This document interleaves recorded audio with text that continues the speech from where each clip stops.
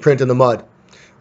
Maybe the person was limping, so he put a lot of weight on one side of his foot, or maybe he had a wound on one side of his foot, and we can tell by the way the depth of one side of his shoe print was more than the other. So maybe he was favoring that side because the other side was hurt, and we can possibly identify a person by the footprint. I mean, not everybody has damaged his foot, then walks in that way. What they do is they use something called Class 1 dental stone. You mix it up together. It's pretty easy. You can even do it in a Ziploc bag, which is often where it's done. You mix the stuff up in there.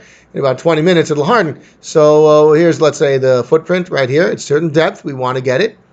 So they mix up the dental stone, and they put it on there. They spread it on the impression over here.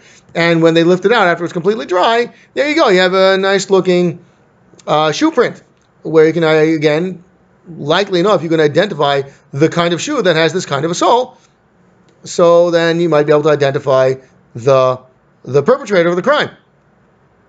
So this is good enough for, let's say, dirt. But when it's snow, which you put this in there, it's likely to actually spread out the snow and ruin the print. So what they do is they use a spray-on wax. The wax hits the snow, pretty much freezes and solidifies. That gets the entire impression. Keep spray after you spray it on, it's hardened. Spray on more and more and more and more. This is a very gentle way of obtaining a print even from snow. Be aware, though, there are some, it doesn't always work, and there are some things to be careful about. People don't leave, they might leave a tool behind at the crime scene. They might, forget that they have the tool in their house, but their shoes, they're going to keep with them.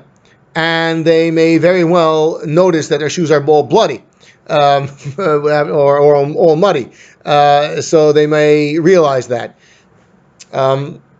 So these are always pretty much taken with them, unlike some tools which might be discarded, and we can find those tools.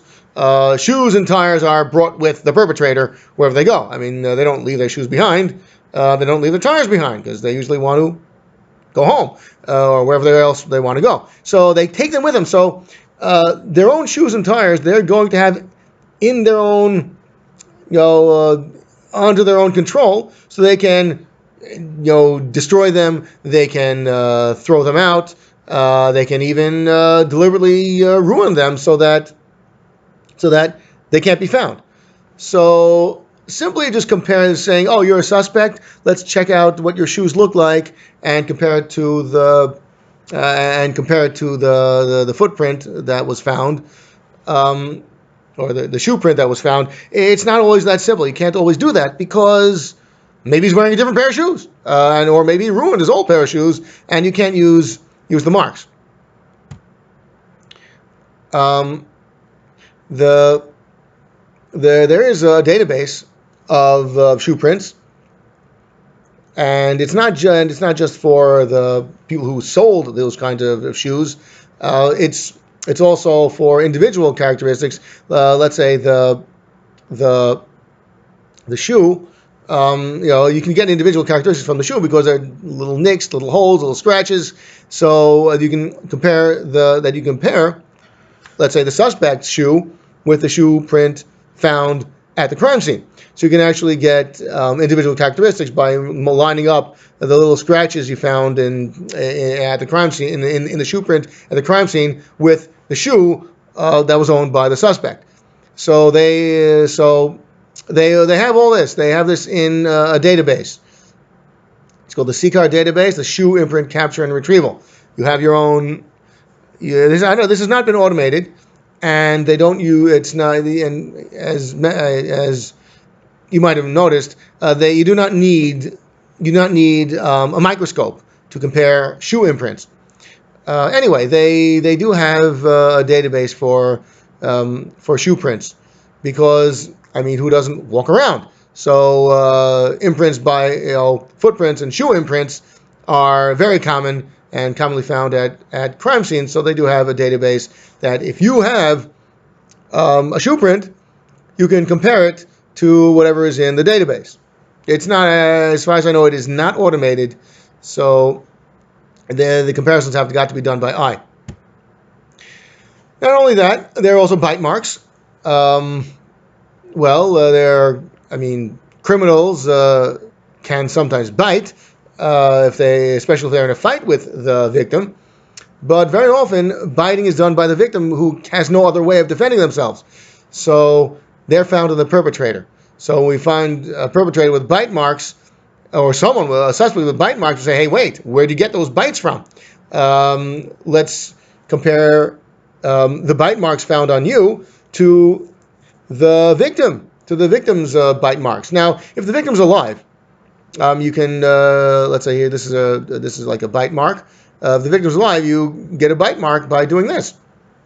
I mean, I don't know if this person, whatever it is, was a victim or a suspect, because if the suspect bit someone, you want a bite impression for the suspect. Whatever it is, you find a bite mark. You want to connect it to, let's say, a suspect. So you have the suspect bite down and leave tooth marks on this this card, and that can be analyzed. At first, what you do is just do a basic comparison. You take a look, see if there's any like off-center tooth, and if there's an off-center tooth in the bite mark, say, okay, it's likely that there's a connection. At that point, you have to get a professional, a forensic odontologist.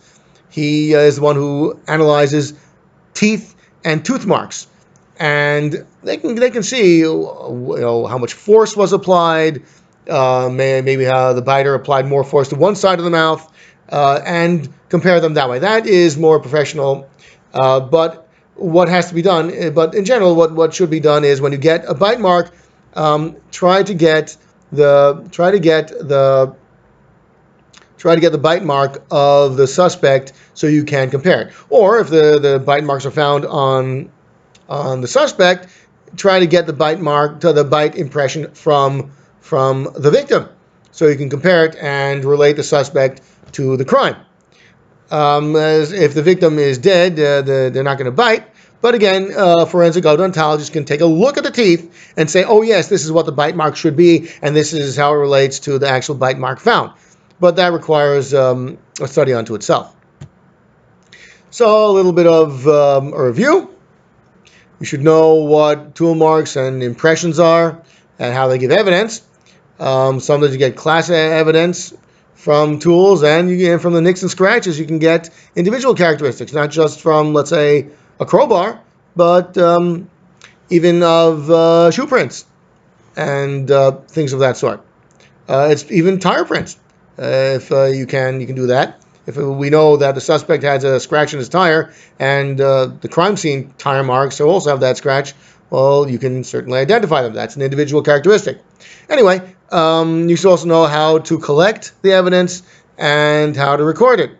Remember that you have to lift them, not just get the photographs.